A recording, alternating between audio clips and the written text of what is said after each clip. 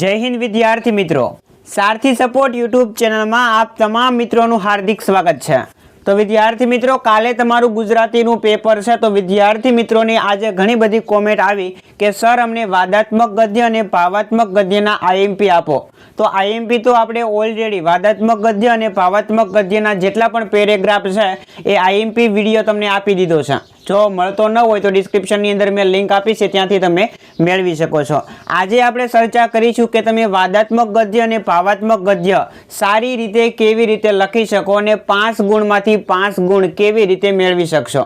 તો વિડીયોને મિત્રો તમે અંત સુધી જોતા રહેજો, એટલે સૌથી સરળ રીતે તમે વાદાત્મક ગદ્ય અને ભાવાત્મક ગદ્ય શીખી જશો। ઓકે, તમારો વધુ સમય નથી લેવો, આપણે વિડીયોની શરૂઆત કરીએ। તો વાદાત્મક ગદ્ય છે મિત્રો, એ 5 ગુણની અંદર તમને ગુજરાતીની અંદર છે કાલે પૂછવામાં આવશે। વાદાત્મક ગદ્યના અથવામાં ભાવાત્મક ગદ્ય આવે છે।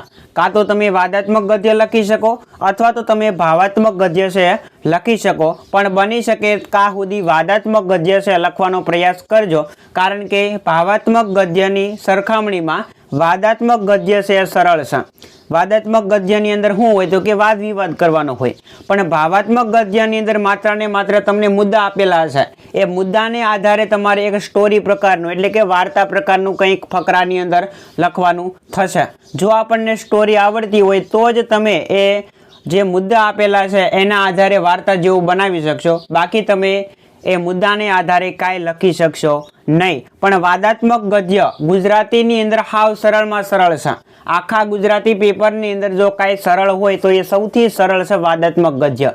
કોઈ ભણેલ વ્યક્તિ ન હોય ને એને વાદ વિવાદવાળું ગદ્ય છે ને આવડતું હોય, ઓકે, તો હાવ હેલું છે અને 5 માર્ક્સ તમને રોકડા અપાવે એવું છે। વધારે સમય નથી લેવો, આપણે ઉદાહરણથી સમજીએ।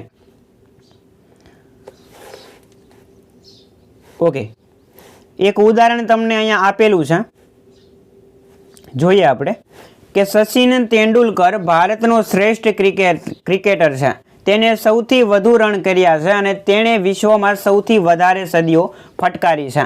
આવો 7-8 લીટીની અંદર તમને ફકરો આપેલો છે, મેં માત્ર ને માત્ર 2 જ લીટી લખી છે, પણ તમને 7 થી 8 લીટીની અંદર આવો એક ફકરો આપેલો હોય તો તમે વાદ વિવાદવાળું ગદ્ય એટલે કે વાદાત્મક ગદ્યની અંદર આ ફકરાને કેવી રીતે ફેરવી શકો એની વાત આપણે સરળ ઉદાહરણથી સમજીએ। સૌથી પહેલાં તમારે શું કરવાનું છે તો કે દલીલ સ્વરૂપે આ માહિતીને છે આપણે રજૂ કરવાની છે। આપણે આજે માહિતી આપેલી છે એનું સમર્થન કરવાનું છે, ના કે વિરોધ। આપણને જે માહિતી ફકરાની અંદર આપેલી છે બોર્ડની એક્ઝામમાં એનું આપણે સમર્થન કરવાનું છે, માત્ર ને માત્ર સમર્થન, આપણે એનું વિરોધ કરવાનો નથી। જોઈએ આપણે આનું શું થઈ શકે તો કે આનું થઈ શકે, હું દાવા સાથે કહી શકું છું કે વિશ્વમાં સચિન તેંડુલકર જેવો કોઈ ક્રિકેટર થયો નથી। આપણો ઇતિહાસ એ વાતની સાક્ષી આપે છે કે સૌથી વધુ રન કરનાર અને સૌથી વધુ સદીઓ ફટકારનાર માત્ર એક જ ક્રિકેટર છે અને એ છે સચિન તેંડુલકર। તો આવી રીતે મિત્રો તમે લખી શકો વાદાત્મક ગદ્ય। તમે પ્રશ્નાર્થવાળા વાક્યો છે એ પણ બનાવી શકો, કારણ કે વાદાત્મક ગદ્ય છે કોઈનું એક હરખું ક્યારેય થવાનું નથી, અને વાદાત્મક ગદ્ય એક એવો ટોપિક છે કે જેની અંદર કોઈ તમારા માર્ક્સ છે એ કટ કરી શકે નહીં, કારણ કે બધા વિદ્યાર્થીઓનો વાદાત્મક ગદ્ય છે અલગ અલગ હોઈ શકે। તો આનું તમે પ્રશ્નાર્થવાળા વાક્યો બનાવી અને એનું પણ વાદાત્મક ગદ્યની અંદર રૂપાંતર કરી શકો। શું થઈ શકે તો કે શું સચિન તેંડુલકર ભારતનો શ્રેષ્ઠ ક્રિકેટર નથી, વાહે પ્રશ્નાર્થ ચિહ્ન મૂકી દેવાનું। શું સૌથી વધુ રન કર્યા હોય અને વિશ્વમાં સૌથી વધારે સદીઓ ફટકારી હોય એવો સચિન તેંડુલકર નથી, વાહે પ્રશ્નાર્થ ચિહ્ન મૂકી દેવાનું। આવી રીતે પણ તમે વાદાત્મક ગદ્ય છે તૈયાર કરી શકો, અથવા તો આવા જે વાક્યો છે હું દાવા સાથે કહી શકું છું એવા મેં ઘણા બધા ઉદાહરણો તમને નીચે આપેલા છે, એવા બંધ બે છે એ ફકરાની અંદર તમે એ વાક્યનો ઉપયોગ કરીને વાદાત્મક ગદ્ય બનાવી શકો છો। હવે વાદ વિવાદ કરનારું ગદ્ય હોય એને વાદાત્મક ગદ્ય કહેવાય। તમે ખાલી એનું શીર્ષક જોશો ને તોય તમને ખ્યાલ આવી જશે કે વાદાત્મક ગદ્ય શું થાય તો કે વાદ પ્લસ આત્મક પ્લસ ગદ્ય। વાદ એટલે કે દલીલ અથવા તો વાદ વિવાદ, અને આત્મક એટલે કે થી અથવા તો ભરેલું, વાદ વિવાદથી અથવા તો દલીલથી ભરેલું ગદ્ય એટલે કે એક પ્રકારનો ફકરો। તો જે ફકરો છે, દલીલ અથવા તો વાદ વિવાદથી ભરેલો હોય એને વાદાત્મક ગદ્ય તરીકે ઓળખવામાં આવે છે. માત્ર તમે ટાઇટલ દોશો ને તોય તમને ખ્યાલ આવી જાય. તો વાદ વિવાદ કરનારું ગદ્ય છે એને વાદાત્મક ગદ્ય કહેવાય. આ ગદ્યની અંદર આપણે શું કરવાનું છે કે જે માહિતી આપણને આપેલી છે એનું આપણે સમર્થન કરવાનું છે, ના કે એનો વિરોધ. હવે આ જે ફકરો છે એની અંદર દલીલ થવી જરૂરી છે, વાદ વિવાદ થવો છે એ ખૂબ જ જરૂરી છે, તો જ તમને માર્ક્સ મળશે. સામે વિરોધ પક્ષ છે એ વાતનું આપણે ધ્યાન રાખવાનું છે, એટલે આપણે આપણા પક્ષનું સમર્થન કરવાનું છે. સામે વિરોધ પક્ષ આપણને આપેલો છે એટલે આપણે આપણા પક્ષનું સમર્થન કરવાનું છે. અને અંતે મિત્રો છે તારણ રજૂ કરવું ખૂબ જ જરૂરી છે. નીચે લખવાનું નથી કે તારણ પછી નથી લખવાનું, પણ એક 2-3 લીટીનો એક ફકરો પાડીને તમે લખી શકો કે આથી કહી શકાય કે અથવા તો આથી સાબિત થાય છે કે સચિન તેંડુલકર છે એ ભારતનો શ્રેષ્ઠ ક્રિકેટર છે. આવી રીતે તમે લખી શકો. આપણે ઉપર એક ઉદાહરણ જોયું, એના આધારે તમે આવી માહિતી છે એ અંતે તારણ સ્વરૂપે રજૂ કરી શકો છો. હવે મેં ઘણા બધા તમને નીચે ઉદાહરણ આપેલા છે કે જેને લીધે તમારો જે પેરેગ્રાફ છે એ સચોટ અને ખૂબ જ આકર્ષક તમે બનાવી શકો છો. એમાં કોઈ શંકા નથી, એ વિશે સૌ સંમત છે. એ વિશે વિરોધીઓનો પક્ષ પણ સંમત છે. એની વિરુદ્ધમાં કોઈ દલીલ નથી.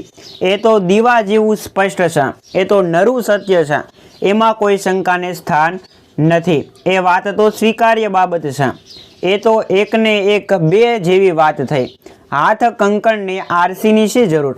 આવા પ્રકારના જે ઉદાહરણો છે એ તમે વાદાત્મક ગદ્યની અંદર ઉમેરશો તો તમારો જે વાદાત્મક ગદ્યનો પેરેગ્રાફ તૈયાર થશે અથવા તો જે ફકરો તૈયાર થશે એ ખૂબ જ આકર્ષક, ખૂબ જ સુંદર મજાનો તૈયાર થઈ જશે. એટલે તમે આવા જે ઉદાહરણો છે એની અંદર ઉમેરી શકો, અથવા તો પ્રશ્નાર્થવાળા વાક્યો છે એ પણ તમે ફકરાની અંદરથી બનાવી શકો છો. તમારો વાદાત્મક ગદ્ય છે એ કોઈ ખોટો પાડી શકે નહીં, કારણ કે બધા વિદ્યાર્થીઓને વાદાત્મક ગદ્ય છે એ અલગ અલગ હોઈ શકે.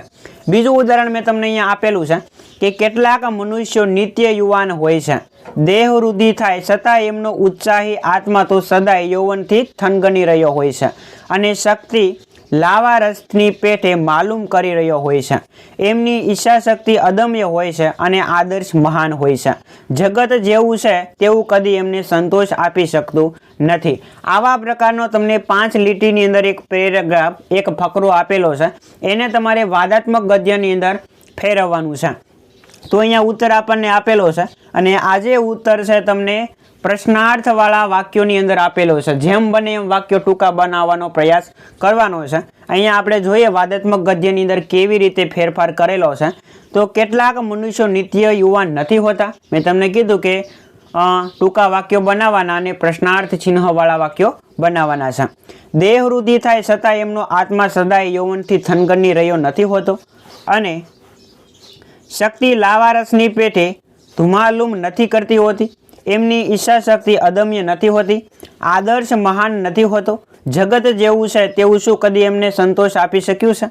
આવી રીતે તમે પ્રશ્નાર્થવાળા જે વાક્યો છે એ પણ ટૂંકા બનાવી શકો છો. એટલે તમારો જે વાદાત્મક ગદ્યનો પેરેગ્રાફ તૈયાર થશે એ ખૂબ જ સુંદર મજાનો તૈયાર થશે, અને 5 માર્ક્સ તમને રોકડા મળી જશે. જ્યાં સુધી બને ત્યાં સુધી વાદાત્મક ગદ્ય લખવાનો પ્રયાસ કરજો. વાદાત્મક ગદ્ય છે એ ભાવાત્મક ગદ્યની સરખામણીમાં હેલું છે, અઘરું નથી. જોઈએ આપણે હવે ભાવાત્મક ગદ્યની અંદર આપણે શું કરવાનું છે. તો એ પણ 5 ગુણનો પૂછાય છે વાદાત્મક ગદ્યના અથવામાં. તો આની અંદર શું આવે છે તો કે એમાં ભાવોનું આલેખન કરવામાં આવે છે, અને એમ કરવા માટે વધુમાં વધુ વિશેષણો છે એનો આશ્રય લેવામાં આવે છે, એનો સહારો લેવામાં આવતો હોય છે. આમાં બને તેટલા ટૂંકા વાક્યનો ઉપયોગ થાય છે, અને ક્રિયાપદોનો ઉપયોગ ન છૂટકે જ કરવામાં આવે છે. આવા ગદ્યનું સ્વરૂપ અંગત અભિપ્રાય જેવું હોવાથી એની રજૂઆત છે એ આત્મલક્ષી ઢબની અને ભાષા બોલચાલની સરળ હોય છે. એમાં કર્મણી વાક્ય રચનાઓ તથા ઉદ્ગારવાચક અને પ્રશ્નાર્થવાચક વાક્યનો વધુ પ્રમાણની અંદર ઉપયોગ થાય છે. મોટે ભાગે છે એ ભાવાત્મક ગદ્યની અંદર ઉદ્ગારવાળા જે વાક્યો છે એનો ઉપયોગ કરવામાં વધારે આવે છે. પ્રશ્નાર્થવાળા વાક્યો છે એનો ઉપયોગ આમાં ઓછો થાય છે, પણ ઉદ્ગારવાળા જે વાક્યો છે એનો ઉપયોગ આ જે પ્રકારના પેરેગ્રાફ છે, આ પ્રકારના જે ફકરા છે એની અંદર વધારે પ્રમાણમાં કરવામાં આવે છે. જોઈએ આપણે ઉદાહરણ એટલે આપણને ખ્યાલ આવશે।